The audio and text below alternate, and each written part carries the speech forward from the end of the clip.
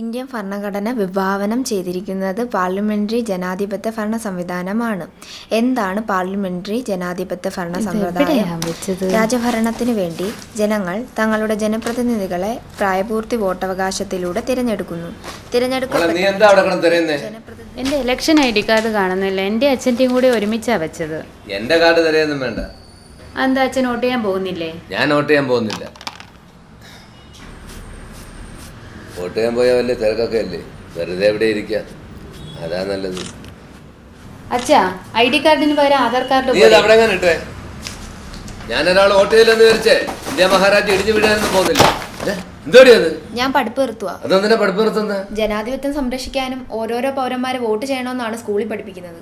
അച്ഛന്റെ മട്ടും ഭാവം കണ്ട ഇതിലൊന്നും യാതൊരു കാര്യമില്ലെന്നാണല്ലോ. ഞാൻ എന്തോ പഠിക്കേണ്ടത്? ആരെയാ മാതൃകയാക്കേണ്ടത്? ഇതിപ്പോ ഞാൻ ഒരാൾ പഠിച്ചില്ലെന്ന് വെച്ച് ഇന്ത്യ മഹാരാജ്യം പൊട്ടി വീഴത്തൊന്നുമില്ലല്ലോ. ആധാർ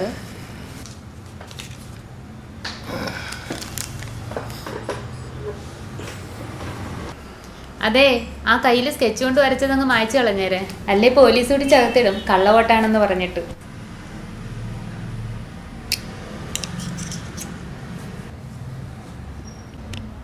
ഇതങ്ങനെ വെറുതെ വരയ്ക്കേണ്ട വരയല്ലച്ചാ. അച്ഛൻ നേരത്തെ പറഞ്ഞില്ലേ, അത് ശരിയാ. ഒരാൾ വോട്ട് ചെയ്തില്ലെങ്കിൽ ഇന്ത്യ മഹാരാജ്യം ഇടിഞ്ഞു വീഴത്തൊന്നുമില്ല. പക്ഷേ നമ്മൾ പോരാടി നേടിയ ജനാധിപത്യത്തെ വീഴാതെ കാത്തു നിർത്താൻ ഈ ഓരോ വിരലുകൾക്കും ശക്തിയുണ്ട്. അത് നമ്മുടെ നാടിന്റെ പുരോഗതിക്കായി നാം ഓരോരുത്തരും ചെയ്യേണ്ട കടമയാണച്ചാ. നമ്മുടെ അവകാശമാണ് നമ്മുടെ വോട്ട്. അതൊരിക്കലും പാഴാക്കരുത്. അച്ഛാ,